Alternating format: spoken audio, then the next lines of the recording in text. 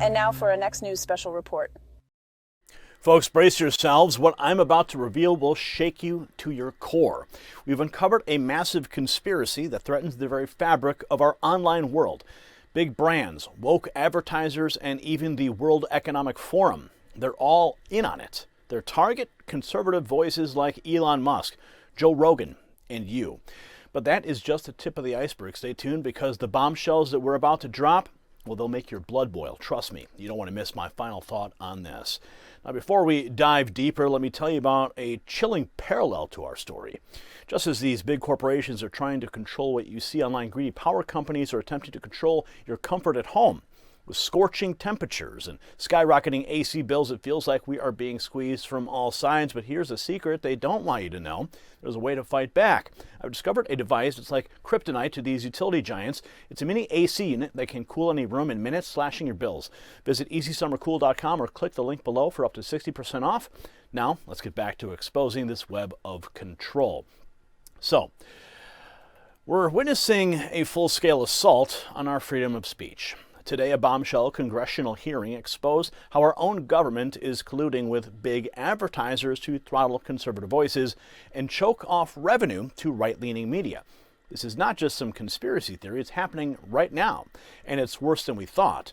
The House Judiciary just dropped this bombshell on X that they are exposing how the world's biggest brands are working together to control what you see online, targeting people like Elon Musk, Joe Rogan, and conservative news outlets. Now, you might be asking, who's behind all this? Well, let me introduce you to GARM, the Global Alliance for Responsible Media. Sounds innocent, right? Wrong. Take a look at what they say about themselves. They call it uncommon industry collaboration, but folks, that's just code for censorship. And here's the kicker: the whole operation is backed by the World Economic Forum. That's right, an unelected group of globalists pulling the strings. Now, this isn't new, folks, and what I'm about to show you next will make your blood boil. We've got Elon Musk's jaw-dropping reaction to these revelations. You'll see Jim Jordan grilling a big ad exec, exposing their dirty tactics. Ben Shapiro going to break down how this whole corrupt system works. And just wait until you see the bombshell video the House Judiciary Committee has released. It blows the lid off GARM's entire operation. But first, let's rewind back to May. We saw a preview of this madness when the Texas Senate Committee on State Affairs held a hearing that blew the lid off big tech's election interference.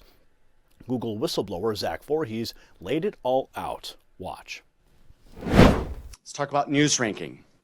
News sites that supported Democrats were ranked with the highest quality and trustworthiness. Here's a partial list. Wall Street Journal, 8.53. CBS News, 6.57. CNN, 6.0. Fox News, 5.2. Russia Today, 4.57. The Young Turks, 2.53. Alex Jones Network, negative 1.56. At the bottom of the list is Next News Network at negative 3.35. Let me reiterate, the foreign propaganda outlet Russia Today was scored 7 points higher than the Next News Network, one of the top YouTube news networks in America. Since my disclosure, Next News Network has been permanently demonetized and will soon be bankrupted. These sound more like the actions we'd expect from a Russian propaganda complex. But shockingly, it's the actions of Google. Now, Zach exposed Google's use of blacklists and rigged algorithms to suppress conservative content like what you're watching right now on the Next News Network. And Voorhees didn't just expose the problem, he called for action. He demanded subpoenas to uncover Google's shadowy operation. And folks, Senator Brian Hughes, he listened. Watch. What recommendations would you have for this legislature to take action to address the issues you address? My recommendation is subpoenas would be filed against Google for any documents that have the name blacklist.txt related to Google, YouTube, and their news search corpuses. I would also ask that you subpoena their documents related to rankings of media outlets. I've provided a supplemental showing a slide deck including such a list that is 4 years old. It's a bit dated, the open question now is, what are the updated rankings of the media outlets that they have? Also, you know, machine learning fairness is so huge. I don't even know how you would even swallow that. But if you could do, like, you know, ask them, file a subpoena, ask them for documents related to machine learning fairness. And that is going to be such a huge bombshell that it just needs to get into the public disclosure. So it's those three things: machine learning fairness, blacklists, and their media rankings is the start of the entire. What might be a really cheap way to get at this information is to ask what the decision process was for demonetizing Next News Network, right? Like, they're very large, and if you can get that information related to that case, I think that that's going to sort of illuminate what their decision-making processes were for that demonetization. Like, they're still demonetized. They've been demonetized for like 6 months, like the top conservative news network on YouTube. And the question is, why did they get demonetized? And if we have the answer to that, we're going to get the answers to a whole bunch of other, like, censorship activities with the company. God bless him. Now, Hughes didn't waste any time. He rallied the Senate Committee on State Affairs and they unanimously voted to authorize subpoenas. This kind of decisive action is what we need to protect our republic. Hughes and his committee are showing us how to fight back against big tech's overreach. Now, let's get back to today's hearing. The Judiciary GOP report is damning. It shows how GARM is wielding its power to shape online content. Their leader, Rob Rakowitz, had the gall to criticize our Constitution. These people are openly attacking the foundation of our freedoms. But it gets worse. GARM is strategizing to block conservative outlets like Fox News and the Daily Wire. They're even planning to use AI to automate the censorship. This isn't just about ads, it's about controlling what you think. And Elon Musk is sounding the alarm. His reaction is to the report. Only 2 words: extremely concerning. And he's right to be worried, but here's where it gets really twisted. You ready for this? X, formerly Twitter, is actually in bed with GARM. Yes, they're calling it a commitment to safety, but we know better. It's a betrayal of free speech and rather ironic. Now, let's look at what happened in today's hearing. Jim Jordan grilled Christian Joel, the global CEO of Group M, about GARM's uncommon collaboration. Watch. What's the question? Sorry? The same question. You're trying to tell me. I asked what uncommon collaboration is, which is from your working charter, GARM's working charter. And Mr. Rakowitz defines uncommon collaboration as rising above individual commercial interests. I thought a company was focused on their commercial interests of their individual company. Sir, GARM is used for a framework and definitions to try and make order of something that quite honestly had no order to begin with.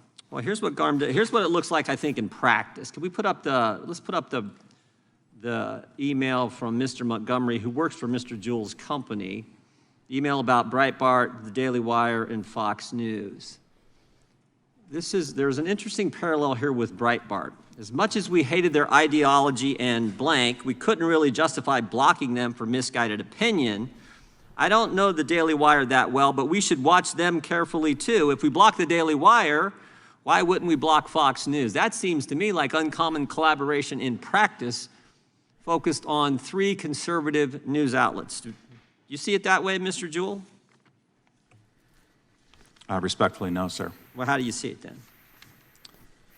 I see this is somebody from our brand safety team, and he's asking questions about what sort of standards of service they have and trying to figure out what is happening with that particular publisher. Well, let's put up the next one. Let's show some more uncommon collaboration in practice. Put up the next one. This is the one about Twitter. Based on your recommendations, we have stopped all paid advertisement because the platform was rather unsafe. This is their opinion due to Elon Musk's decision to firing lotteries. This is when Elon Musk bought Twitter. But it's an important platform for us to reach our audience, so we would like to consider going back. Looks like this was a coordinated, uncommon collaboration to boycott Twitter, but this company wants to go back because they make a lot of money when they're advertising on Twitter.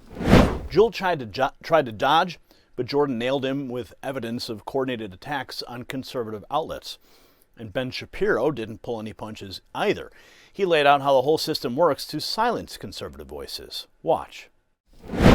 Chairman Jordan, Ranking Member Nadler, members of the committee, good morning. First of all, Ranking Member Nadler, I appreciate the kind words about our business. It's very kind of you. And also, I assume that we'd be doing a lot better without the institutional obstacles that I'm about to discuss. We're in the midst of a trust crisis in the world of media, which is because so many in the legacy media have lied in order to preserve left-leaning narratives. To take just the most recent example, we were told by the legacy media that President Biden was just fine. For years, anyone who questioned his health and mental fitness was trafficking in cheap fakes. And then President Biden went out and engaged in a full-scale mental collapse on stage in front of hundreds of millions of people. So we can see why Americans, at least Americans who are not Democrats, do not trust the media. The question isn't really why the legacy media have lost Americans' trust. We know that answer. The question is why, despite that loss of trust, the legacy media continue to gain share in the advertising market. And the answer is simple. There is, in fact, an informal pressure system created by Democratic legislators, this White House, legacy media, advertisers, and pseudo-objective brand safety organizations. That system guarantees that advertising dollars flow only to left-wing media brands. Let me explain how this works. When a conservative competitor to the legacy media arises, members of that legacy media and their political allies rush to paint such competitors as dangerous. The commentator Kara Swisher of the New York Times, for example, told the head of YouTube that my videos at Daily Wire were a, quote, gateway drug that would lead children, including her own teenage son, to watch neo-Nazi content. Never mind the yarmulke. Elected Democrats pick up that same messaging. In 2017, Senator Dianne Feinstein told lawyers at Facebook, Google, and Twitter, quote, you created these platforms and now they're being misused, and you have to be the ones to do something about it, or we will. Social media companies react to incentive structures, including threats. They've responded by adopting the standards of third-party left-wing informational safety groups like the Global Alliance for Responsible Media, or GARM. GARM purportedly sets brand safety standards, objective standards by which advertisers and platforms can supposedly determine just what sort of content ought to be deemed safe for advertising. In reality, GARM acts as a cartel. Its members account for 90% of ad spending in the United States, almost $1 trillion. In other words, if you're not getting ad dollars from GARM members, it's nearly impossible to run an ad-based business. And if you're not following their preferred political narratives, the ones that Kara Swisher and Dianne Feinstein would follow, you will not be deemed brand safe. Your business will be throttled. It's a network of Democrat legislators, the White House, legacy media, and these so-called brand safety organizations all working together to throttle conservative speech. But wait, there's more. The House Judiciary Committee released a video that exposes the whole operation.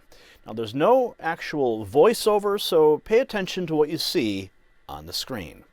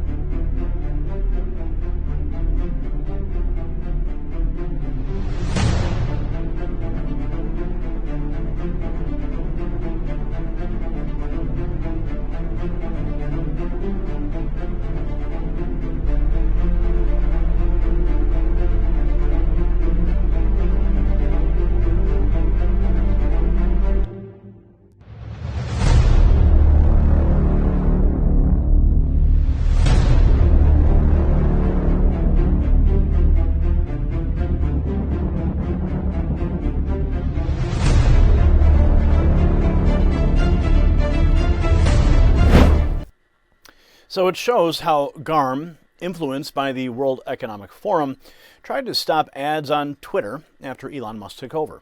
They're even threatening Spotify over Joe Rogan's podcast. Folks, this is serious. We're facing a coordinated effort to undermine our republic.